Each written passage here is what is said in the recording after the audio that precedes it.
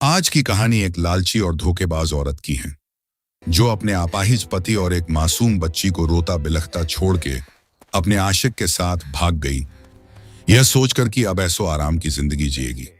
लेकिन उस औरत का अंजाम जो हुआ, देखकर आपके होश उड़ जाएंगे।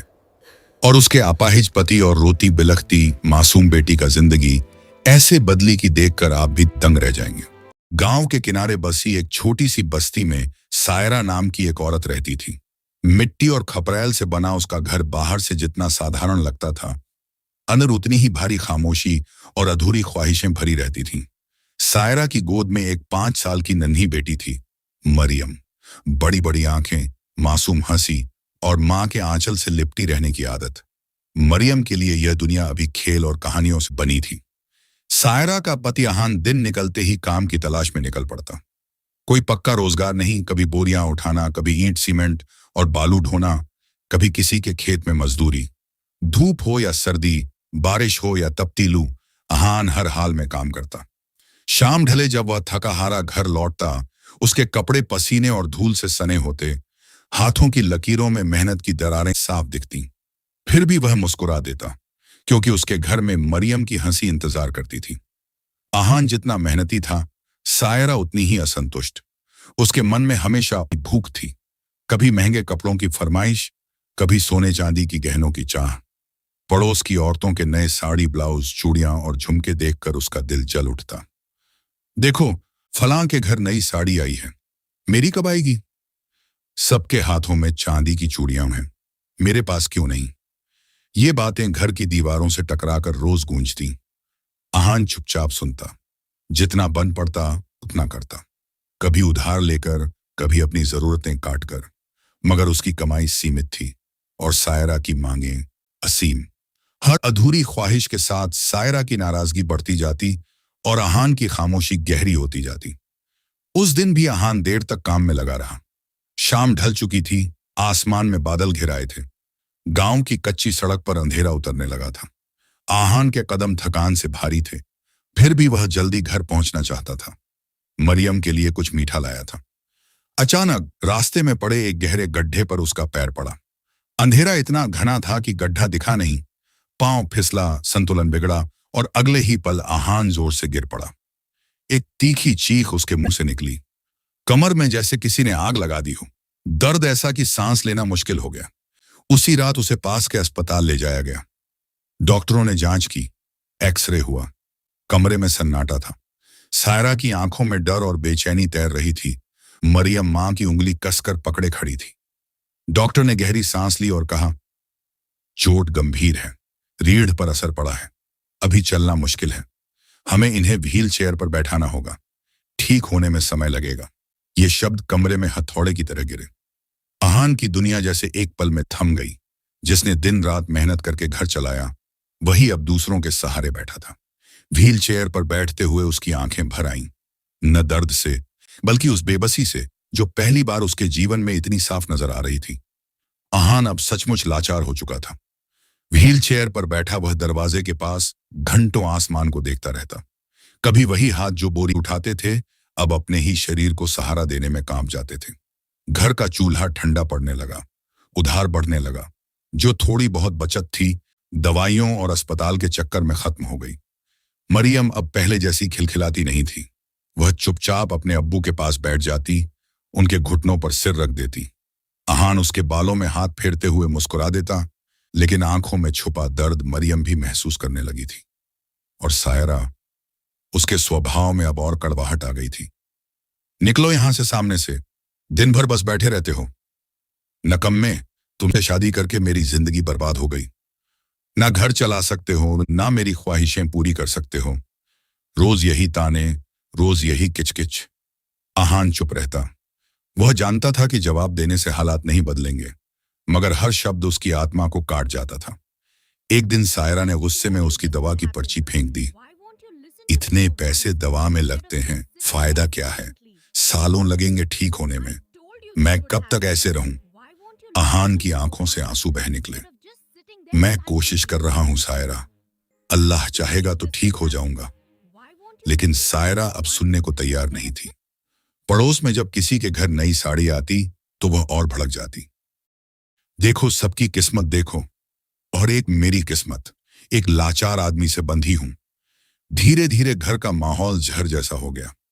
मरियम कई बार मां की डांट से डरकर कोने में छुप जाती।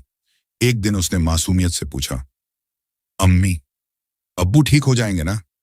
सायरा ने झुंझलाकर कहा, पता नहीं, तुम्हारे अब्बू से तो अब कुछ उम्मीद नहीं। यह सुनकर आहान का दिल जैसे टूट गया। जिस घर के लिए वह खून पसीना बहाता था, उसी घर में वह बोझ बन चुका था। रातों को जब सब सो जाते, आहान छत की ओर देखता रहता। उसे अपने पुराने दिन याद आते, जब वह मरियम को कंधों पर बैठाकर मेले ले जाता था, जब सायरा हंसती थी, जब घर में उम्मीद थी। अब बस सन्नाटा था। समय के साथ सायरा का व्यवहार पूरी तरह बदलने लगा। पहले वह थोड़ी बहुत ही सही आहान और मरियम का ख्याल रख लेती थी। दवा समय पर दे देती, कभी दलिया बना देती, कभी बच्ची के बाल संवार देती। मगर अब जैसे उसके दिल में बची हुई नरमी भी सूख गई थी। वह सुबह उठते ही फोन हाथ में ले लेती, घंटों किसी से हंस हंस कर बातें करती। घर का चूल्हा ठंडा पड़ा रहता, ना खाना बनता, ना आहान को दवा समय पर मिलती, ना मरियम को दूध। कई बार मरियम भूख से रोते रोते सो जाती। आहान व्हीलचेयर के सहारे धीरे धीरे रसोई तक जाता, कांपते हाथों से चावल धोता, कभी आधे कच्चे आधे पके खिचड़ी जैसा कुछ बना लेता। आओ मरियम, आज अब्बू ने तुम्हारे लिए खास खिचड़ी बनाई है। कभी कभी पड़ोसी तरस खाकर खाना दे जाते। पड़ोस की औरतें आपस में बातें करती, कैसी बेशर्म औरत है, इतनी छोटी बच्ची और लाचार पति को छोड़कर दिन भर मौज मस्ती करती है। सुबह निकलती है, शाम को लौटती है, और वो कौन है जो रोज गली में बाइक लेकर आता है? एक दिन एक औरत ने धीरे से कहा, नाम सुना है उसका, इत्फान, बड़ा अमीर घर का लड़का है, पैसे वाला है, इसलिए सायरा उसके पीछे पागल हुई फिरती है। आहान यह सब सुन रहा था। उसकी आंखों से आंसू चुपचाप बहने लगे। उसने कभी सायरा को रोका नहीं, कभी उस पर शक नहीं किया, बस अपने हालात को कोसता रहा। शायद अगर मैं ठीक होता तो सब अलग होता। उधर सायरा अब खुलकर इत्फान के साथ घूमने लगी थी। इत्फान शहर का अमीर लड़का था, महंगी बाइक, चमकदार कपड़े, जेब में पैसे।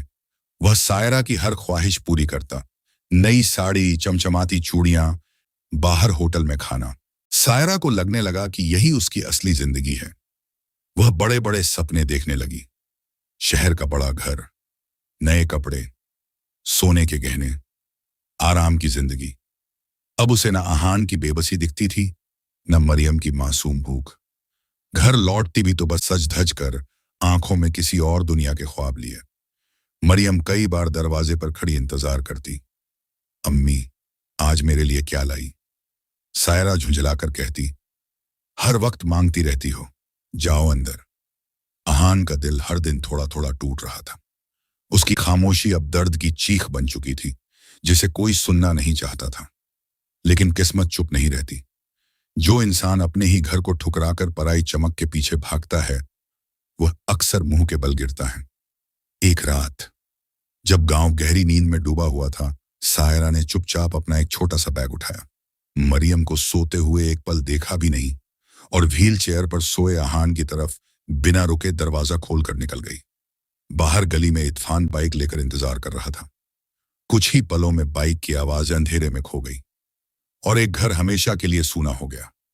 सुबह होते ही पूरे गांव में हड़कंप मच गया। सायरा भाग गई, कैसी बेशर्म औरत है। मासूम बच्ची का भी ख्याल नहीं आया।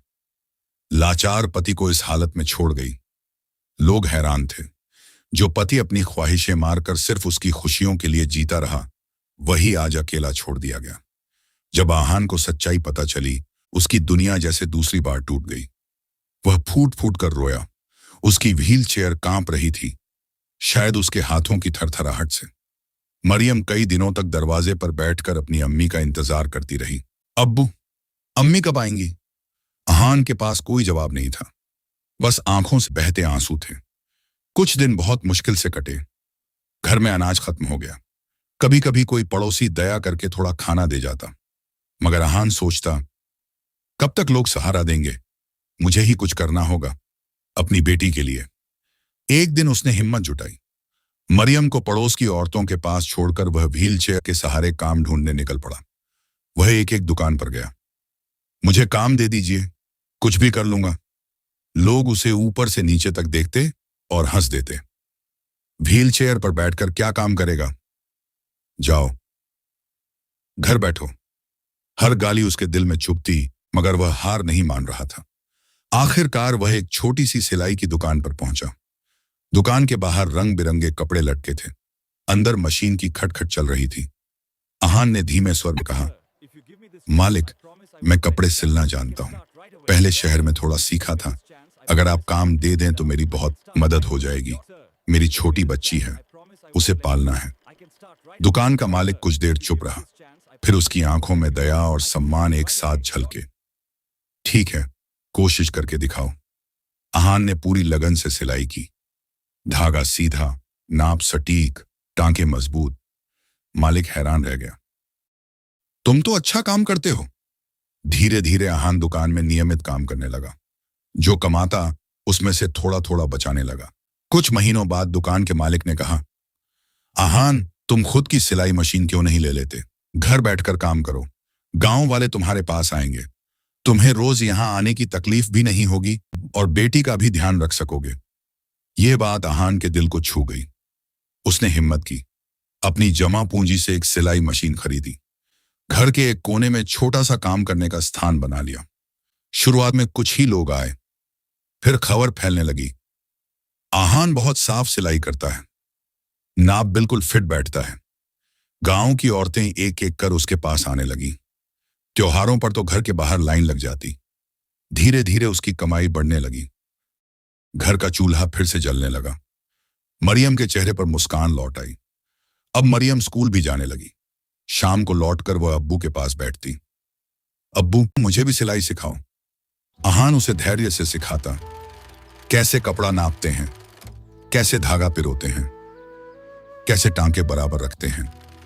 कुछ ही समय में मरियम छोटे छोटे रुमाल और फ्रॉक खुद सिलने लगी। गांव की औरतें कहती, देखो, बाप बेटी की जोड़ी क्या कमाल कर रही है। अब वह घर जो कभी तानों और कड़वाहट से भरा था, वहां मेहनत और आत्मसम्मान की खुशबू फैलने लगी। जिसे दुनिया ने लाचार समझा था, वही आज अपनी मेहनत से खड़ा था। व्हील चेयर पर बैठकर भी अपनी बेटी के लिए एक मजबूत दीवार बनकर समय पंख लगाकर उड़ गया। नन्ही मरियम अब बड़ी हो चुकी थी। बचपन की भूख, ताने और तकलीफों ने उसे कमजोर नहीं बल्कि मजबूत बना दिया था। वह पढ़ाई में तेज थी और साथ साथ अपने अब्बू से सीखी हुई सिलाई में भी माहिर। मेहनत, हुनर और लगन के दम पर उसे शहर में एक अच्छी नौकरी मिल गई। सबसे पहला काम उसने क्या किया? उसने अपने अब्बू का इलाज करवाया। वह उन्हें बड़े अस्पताल ले गई। महीनों इलाज चला, फिजियोथेरेपी हुई, दवाइयां चली। मरियम हर दिन उनके साथ खड़ी रही।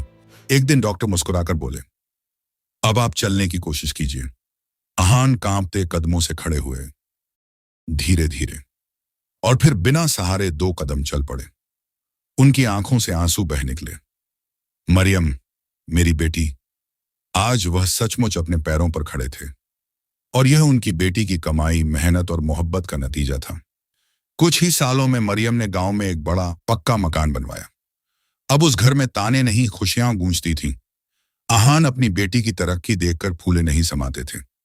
गांव वाले कहते, देखो, वही लाचार आदमी आज कितनी इज्जत से जी रहा है।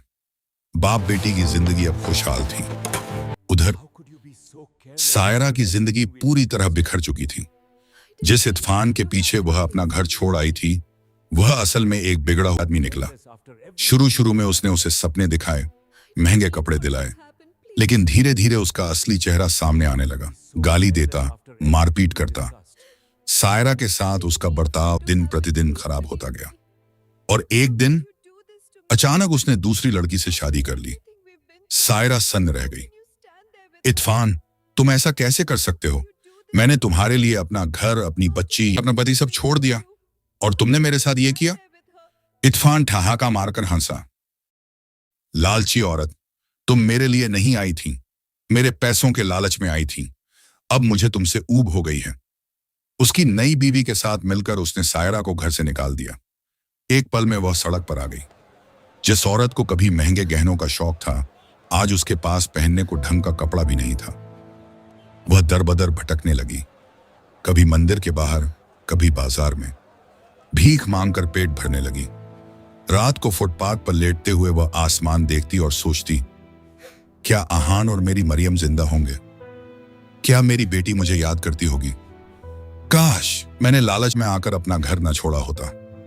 उसकी आंखों से आंसू बहते रहते। अब उसे समझ आया था, जिस आदमी ने अपनी ख्वाहिशें मारकर उसके सपने पूरे करने की कोशिश की, वही उसका असली सहारा था। अगर वह उस मुश्किल वक्त में आहान का साथ देती, अगर वह अपनी बेटी का हाथ थामे रहती, तो आज उसकी जिंदगी कुछ और होती। मगर समय लौटकर नहीं आता।